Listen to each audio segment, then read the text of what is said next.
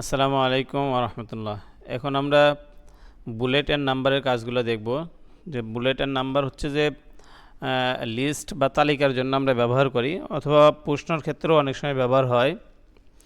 অর্থাৎ আমি যদি এডুকেশনের আন্ডারে যে এই লেখাগুলোকে নাম্বারিং করতে চাই, অর্থাৎ কোনো আইকন অথবা 1 2 3 4 দিতে চাই, সেক্ষেত্রে আমরা যেইভাবে কাজগুলো করব।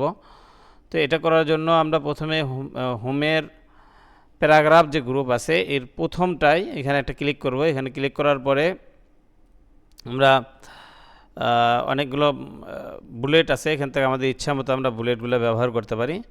এই বুলেটে একটা ক্লিক করলেই হয়ে যাবে। আবার আমরা চাইলে আগেও বুলেট দিতে পারি, বুলেট দিয়ে যদি লিখি তা সেক্ষেত্রেও হবে। যে আমরা যদি আগে বুলেট দেই, বুলেটে একটা ক্লিক করব, ক্লিক করার পরে আমরা ইচ্ছা মতো আমাদের লেখাগুলো লিখতে পারবো। যেমন আমি যদি লিখি ম্যাঙ্গো, বানানা, অ্যাপল ইত্যাদি। আমরা চাইলে এই যে চিহ্নগুলো আছে এই চিহ্নগুলোকে পরিবর্তন করতে পারি। একবার দেওয়ার পরে পরিবর্তন করার জন্য আমরা যেটা করব যে এই লেখাগুলোকে সিলেক্ট করব। সিলেক্ট করার পরে আবার আমরা চাইলে এখান থেকে যে কোনো চিহ্ন দিতে পারি। এছাড়াও এইখানে যে চিহ্নগুলো আমরা দেখতেছি, বুলেটগুলো, সিম্বলগুলো, এছাড়াও যদি অন্য কোনো সিম্বল বা বুলেট আমরা দিতে চাই, সেক্ষেত্রে আমাদেরকে ডিফাইন নিউ বুলেটে যেতে হবে। ডিফাইন নিউ বুলেটে গেলে আমরা এখানে অনেকগুলো দেখতে পারবো সিম্বল। সিম্বলে ক্লিক করলে আমাদের কম্পিউটারে যে সিম্বল আছে, অনেকগুলো সিম্বল, এখান থেকে আমরা যে কোনো একটা চুজ করতে পারি। করে ওকে ক্লিক করলেই এই আবার ওকে দিলে এই চিহ্নটি বা এই বুলেটটি আমাদের এখানে ব্যবহার হবে। এছাড়াও আমরা চাইলে আমাদের কাস্টমাইজ বুলেট, অর্থাৎ আমরা ইচ্ছা করলে যে কোনো বুলেট যদি আমরা নিজেরা তৈরি করতে চাই, তো তৈরি করেও আমরা ব্যবহার করতে পারবো। সেক্ষেত্রে আমাদের বুলেট যেখানে আছে, ধরে আমি খুব ছোট্ট যদি একটা বুলেট বানাই, আচ্ছা এটা ওপেন হোক, আমরা ততক্ষণে এদিকে দেখি একটু। তো আমরা যদি চাই যে একটা বুলেটের আন্ডারে, অর্থাৎ একটা নাম্বার বা বুলেটের আওতায় আরও বুলেট হবে, অর্থাৎ আমি যদি চাই যে এই তিনটা মাইক্রোসফট অফিস মাইক্রোসফট 365 এডুকেশনের আওতায় হবে, তাহলে আমরা এই লেখাগুলো নিচের অংশটুকু সিলেক্ট করবো এবং একটা ট্যাব দিলে এটা এইটার আওতাভুক্ত বোঝাবে। আবার যদি কোনো কারণে আমি মনে করি যে না, এটাকে ব্যাগ দিতে হবে, তো এই লেখাকে সিলেক্ট করবো এবং শিফট ট্যাব চাপ দিলে এটা ব্যাগে আসবে। এছাড়া আমরা চাইলে আমাদের নিজেদের ছবিও ইউজ করতে পারি। তো সেই ক্ষেত্রে আমরা যেটা করব যে আমরা এই লেখাগুলোকে সিলেক্ট করব। সিলেক্ট করার পরে বুলেটে চাপ দেব। চাপ দেওয়ার পর ডিফাইন নিউ বুলেট, এখান থেকে পিকচার নামে যা আমরা দেখতে পাচ্ছি, এখানে পিকচার একটা ক্লিক করব। ক্লিক করলে আমাদের কম্পিউটার ইনপোর্টে যাব। যার পরে আমাদের কম্পিউটারে যেই জায়গাতে আমাদের পিকচারগুলি আছে,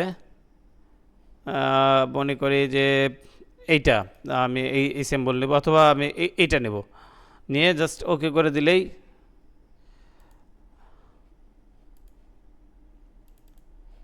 আমি মনে হয় কোথাও ভুল করছি, আর একটু দেখি।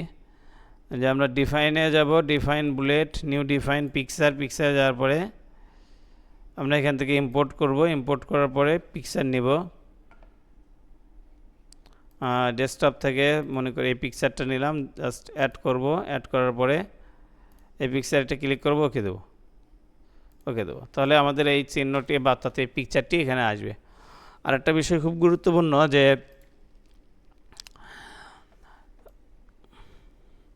এই আইকন থেকে আমাদের লেখার দূরত্ব কত দূর হবে এবং এইখান থেকে কত দূর হবে, এটা আমরা ঠিক একদম উপরে যে চিহ্নগুলো আছে এইটার সাহায্যে কন্ট্রোল করতে পারি। আমরা এটা ধরে একটু বামে ডানে যে গ্যাপগুলো আছে, আমরা ইচ্ছা করলে এই গ্যাপগুলোকে কম বেশি করতে পারি। আমাদের সুবিধা মতো, প্রয়োজন অনুযায়ী যতটুকু গ্যাপ দেওয়া দরকার মনে করি, সেই অংশটুকু আমরা গ্যাপ দিয়ে সেট করতে পারি। এটা ছিল হচ্ছে যে বুলেটের কাজ। এখন যদি আমরা একটু নাম্বারের কাজ দেখব।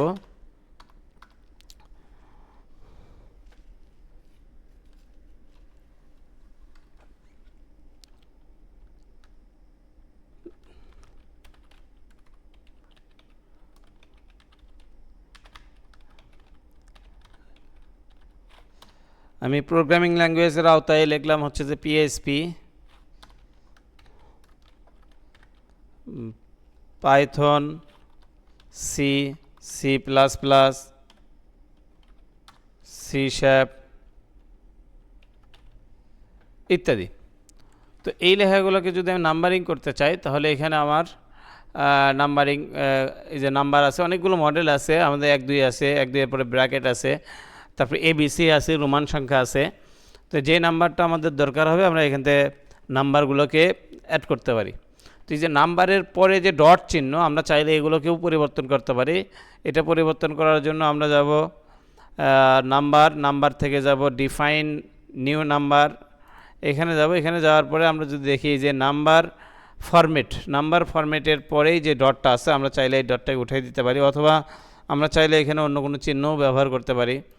এই যে ডটটা উঠে গেছে, আমরা যদি চাই যে না ডটের পরিবর্তে আমরা এখানে একটা ব্র্যাকেট ইউজ করব, ফার্স্ট ব্র্যাকেট অথবা সেকেন্ড ব্র্যাকেট, যেটা ইচ্ছা দিয়ে আমরা ওকে করে দিলে এই ব্র্যাকেটটা এখানে চলে আসবে।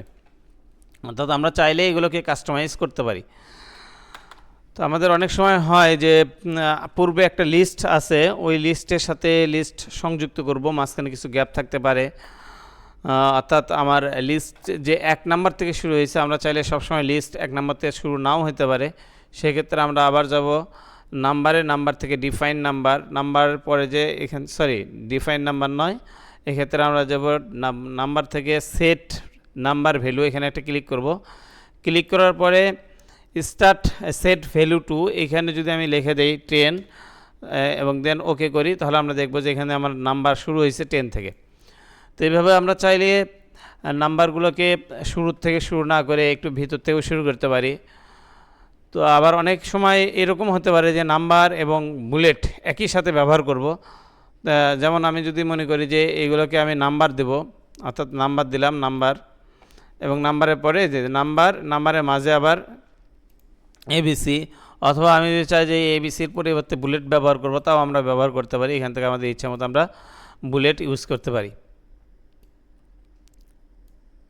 অর্থাৎ নাম্বারের মধ্যে আমরা চাইলে বুলেট ইউজ করতে পারি, আবার বুলেটের মধ্যেও চাইলেও আমরা নাম্বার ইউজ করতে পারি। সেক্ষেত্রে আমরা বুলেট দিয়ে একটা ট্যাব দিব, ট্যাব দেওয়ার পরে যে নাম্বার অটোমেটিক চলে আসছে। আমরা চাইলে এখানে এবিসি ইউজ করতে পারি, সেক্ষেত্রে আমরা আবার নাম্বারে যাব, নাম্বারে যাওয়ার পরে আমরা এবিসি ইচ্ছা মতো দিতে পারি। এখানেও সেম আগের মতোই আমরা চাইলে এ থেকে শুরু না করে অন্য যে কোনো জায়গা থেকেও শুরু করতে পারি। এই ছিল বুলেট অ্যান্ড নাম্বারের কাজ। ধন্যবাদ সবাইকে।